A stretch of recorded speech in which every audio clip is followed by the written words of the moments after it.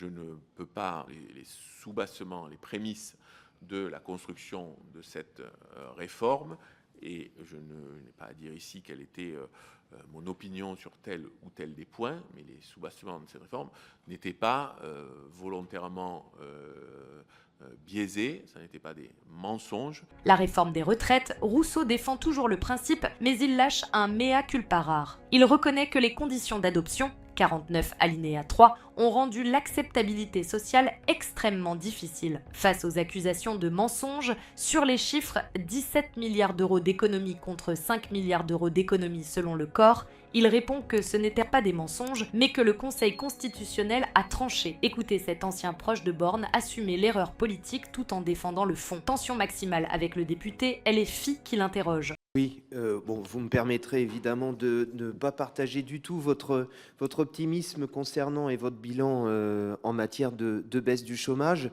Vous irez faire part de vos constats aux centaines de milliers de salariés qui perdent en ce moment même leur emploi.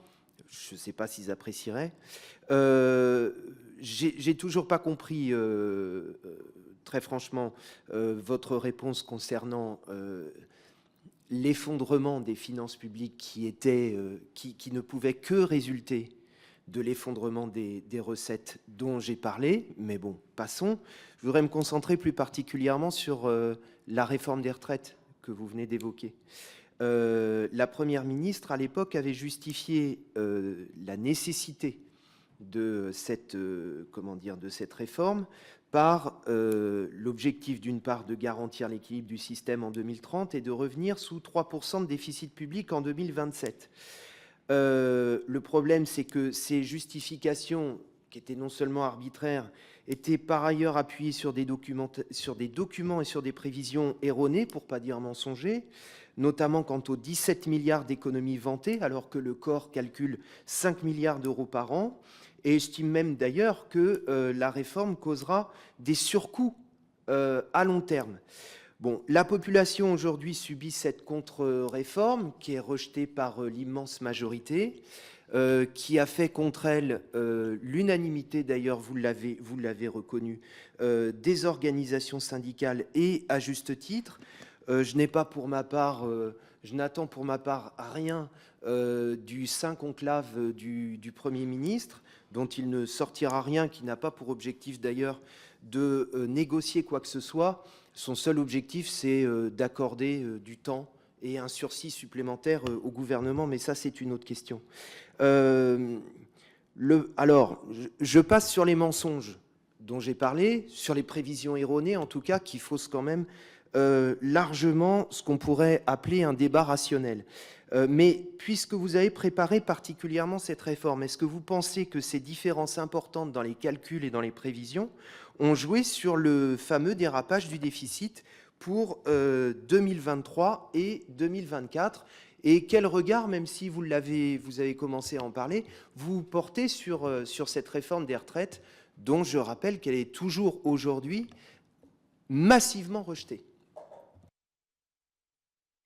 D'abord, monsieur le député, on est ici, et je dois vous dire que le côté aller parler avec les salariés, etc., je me permets de vous dire, je ne vous ai pas attendu pour parler avec des salariés, et je suis tout aussi préoccupé que vous de ce qui est en train de se passer. Vous l'avez cité, dans les défaillances d'entreprises, petites ou grandes, et je n'ai là-dessus pas particulièrement de leçons à recevoir de votre part.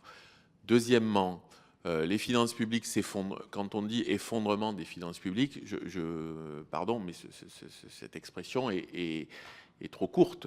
Enfin, donc c'est ce que vous évoquez, c'est un effondrement des recettes, voilà. Mais les finances publiques, ce sont des recettes et des dépenses. Et dans quel but fait-on les dépenses? Voilà. Donc oui, la question de savoir, je ne crois pas, pardon, que ce qui s'est produit dans l'exécution 2023, mais je ne suis pas capable de le détailler parce que je n'étais pas aux responsabilités au moment où ces dérives ou ces dérapages par rapport à ce qui était prévu ont été constatés. sont le fait d'une erreur d'appréciation sur notamment les baisses de charges ou tout ça. Tout ça, c'était pour le coup documenté. C'était des éléments totalement structurels qu'on peut contester. Mais ce qui, ai-je compris, mais évidemment chacun est libre, occupe votre commission, c'est de comprendre quels sont les facteurs qui ont accéléré ou qui ont conduit à ce qu'on on soit à côté de la prévision, y compris celle qui avait été présentée au Parlement. Donc, et je ne crois pas, parce que évidemment, les flûtes, les allègements de charges ou les mesures que vous citez étaient prises en base dans la construction du budget. Je crois que le sujet, il est un sujet de production de ces dépenses fiscales en termes de recettes fiscales et sociales. C'est ça qui a été, qui, à mon sens, est le point qui conduit aux interrogations qu'on se pose aujourd'hui. 23, pardon, mais je l'évoquais tout à l'heure, ça ne peut pas être la réforme des retraites qui pour le coup, les mesures, il y a plutôt des mesures en dépenses en 23, donc plutôt des mesures positives, y compris dans le texte d'abrogation de la réforme qui a été présentée par certains, les mesures positives étaient gardées. Il n'y avait que la mesure d'âge qui était contestée. Évidemment, la mesure d'âge finançait ces mesures. Voilà. Je ne vais pas dire, je continue de penser que cette réforme des retraites avait comme toute réforme paramétrique, des défauts structurels, que la version d'une réforme des retraites à point, on n'est pas arrivé à la mener à son terme. Je n'étais pas aux responsabilités, je ne l'ai pas défendue, je ne l'ai pas portée. Mais par contre, monsieur le député, vous évoquez les mensonges, voilà. J'ai le souvenir de la saisine de votre groupe du Conseil constitutionnel évoquant des mensonges, voilà. Ça n'était pas, enfin c'est votre responsabilité de les appeler ainsi, ça n'était pas vu comme des mensonges. Il y avait différentes analyses, il n'y a pas que le corps, il y a des tas de structures, et par ailleurs le corps d'aujourd'hui, semble remettre en cause les analyses du corps d'hier. Voilà, moi la question de se demander globalement est-ce que notre système de retraite avec l'allongement de la durée de vie peut, je suis un peu rustique, hein, je suis désolé, mais avec l'allongement de la durée de vie et donc de l'indemnisation retraite peut aller mieux d'année en année, j'avoue que j'ai du mal à voir comment ça pourrait aller mieux.